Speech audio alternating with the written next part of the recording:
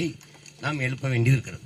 இந்தியாவில் எல்லா மாநிலங்களும் கல் இறக்க தடை இல்லாத போது என் நிலத்தில் மட்டும் ஏன் தடை? இந்த கேள்வியை எழுப்பாதவன் எப்படி மானமுள்ள மனிதனாக, அதுவும் தன்மானமிக்க தமிழனாக இருக்க முடியும்? புதுச்சேரியில இருக்கு, கேரளாவில் இருக்கு, ஆந்திராவில் இருக்கு, கர்நாடகாவில் இருக்கு, எல்லா மாநிலங்களிலும் இருக்கும்போது என் நிலத்தில் ஏன் தடை? ஒரே காரணம் தான், என் உடன் பிறந்தார்களே.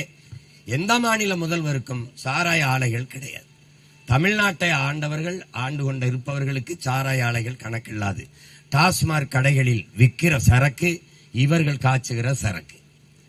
உலகத்தில் உற்பத்தி செய்வனும் விற்பவனும் ஒரே ஆளாக இருந்ததில்லை. தமிழ்நாட்டில் மட்டும்தான் சாராயத்தை காய்ச்சுவனும் விற்பவனும் ஒரே ஆளாக இருக்கிறான். இங்க இருக்கிற சிக்கல் அதுதான்.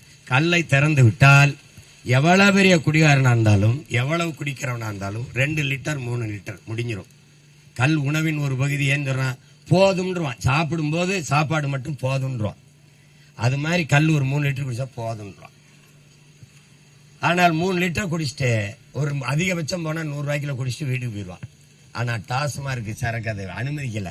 நீ 100 ரூபாயோட வீட்டுக்கு போறியா? இங்க வா, பொண்டாட்டி தாலியா இருக்குன்னு ஆத்தா அப்படின்னு சொத்த வைக்கணும்ல, வா அப்படின்னு குடிச்சு குடல் செத்து சாகிற வரை வைப்பான்.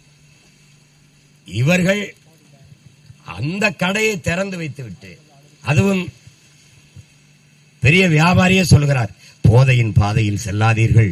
உங்கள் அப்பா நான் சொல்லுகிறேன், போதையின் பாதையில் செல்லாதீர்கள். அது நான் உங்களுக்கு சொல்லுகிறேன். ஏன் உங்கள் உடலை கெடுத்துக் கொள்கிறீர்கள்? அதை கடை வைக்கிறது அது நான் தான். எங்க ஊர்ல ஒரு பெரிய ஒரு தாத்தா தெருவில் நாங்கெல்லாம்